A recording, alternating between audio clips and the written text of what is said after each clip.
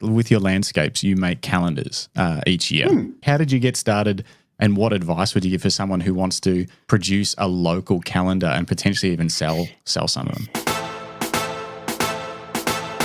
So in your third year, you sold calendars to try and help raise funds for your first GFX camera. Correct. Hypothetically, if a photographer in Bendigo wanted to produce a calendar and sell enough of them to make enough money to buy a new Canon R1 that's just been released. Is this person you? Hypothetically, let's call him Dustin. How would Dustin start off on his journey to sort of doing this project? The pre-work was done probably just by post. There's a page here called the Albany page, which is just a generic Facebook page. They're fantastic because they allow us, the photographers, just to post images of Albany. And it probably stops the pages becoming so political as well, which can happen. So distract people with a pretty photo. Once I joined that page and started posting my photos, people just said, "Oh, those photos are beautiful, Nev." And one person commented, just said, "Nev, why don't you do a calendar?" And I went, And funnily enough, there was a guy here who's actually a friend of mine who's a photographer, and he already had calendars. And he said to me, "Nev, I'm kind of getting a bit sick of it. Jump in, man. See how you go." First year, sold 100 calendars. I thought that was great. That was the first year I did it, and I ordered from a company over east, and he gave me all the how to do it kind of thing. And so in terms of the images that I tried to capture, I came up with a bit of a theme, which was around beach and so forth as well, because I love that. But I've since changed the calendar a little bit, that I'm including a bit more variety in it. And this year's one, who knows what it'll be, but it'll be a bit of everything. But I tried to make it connected to the community, so iconic places. I don't use calendars myself, as in, the hard calendar, but people still do. They're still really popular in this digital world. Yep. People like being able to, draw on a calendar. So it just grew from there to there, and I just bombed it on Facebook and Instagram. I had a local news agency that supported it, my local coffee shop, which has some of my photos on the wall as well. So there's a little art gallery at a place called Kate's Place. Thank you. Love you lots, Kate's Place. They are fantastic at supporting me. They said, "You can come down, Nev, and have your calendars here."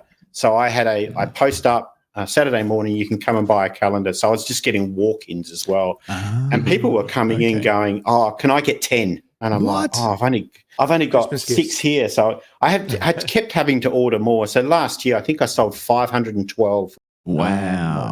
Was my number that I got to in the end. And I ended up doing one for Denmark, which is a little place down the road. It's a town of about 3,000 people. So I even did an individual one for Denmark as well. I put that together, and the local news agency guy is a friend on Facebook. He said, "Oh, well, I'll sell them for you in the news agency now." So it's grown to the point where this year I'm actually having to start now to get the calendar kind of rolling because the first year I did it, I sort of started doing it in about November, and I went, "Well, that's a bit late." And then it's come back to September, and now it's August, and I'm like, I need to get onto this because it's a big mission. Do you try and have them ready to sell in like December for Christmas gifts, or when do you sell them? Yeah. Okay. I put a post up, and then have them ready, and then I have a bulk leftovers because people last minute gifts kind of thing. Yeah. Just a comment from Get Off My Digital Lawn. Jim's been toying with the idea of doing a lumberjack calendar. It could be a different shirt every month, Jim. I was going to say, will it just be Jim in exactly the same pose, but a different flanny every time? Yeah, we can do that. I'll need a few more actually. We're doing 12. Yeah. Already do. Okay, so this is interesting. So you sold 500 calendars. What's the population of Albany? About 35,000 people. Wow. So this could be done. This could be done for a suburb of Melbourne. Like you don't have to do a Melbourne calendar because it's very hard to sell a Melbourne calendar. But if you did a Fitzroy calendar, Broadmeadows, a Broadmeadows calendar, Broady. yes, just moccasins and undercuts. Hey, but people might buy them. So pick a smaller niche area. You don't want to sell to the biggest city or whatever, and then local obviously needs to be great photography. Otherwise, people aren't going to be interested. You probably need to have somewhat of a following with your photography already.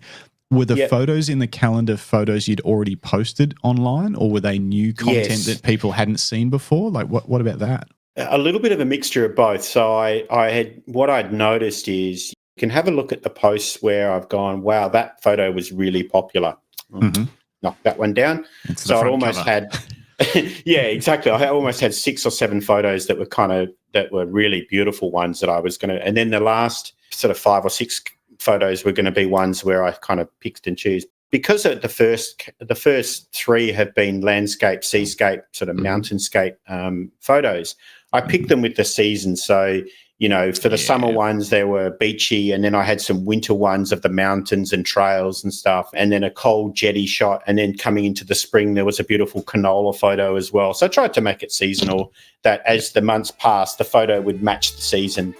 Sort of thing, and which I'll probably do again because that kind of works and it fits. But that's kind of how I did it. Yeah.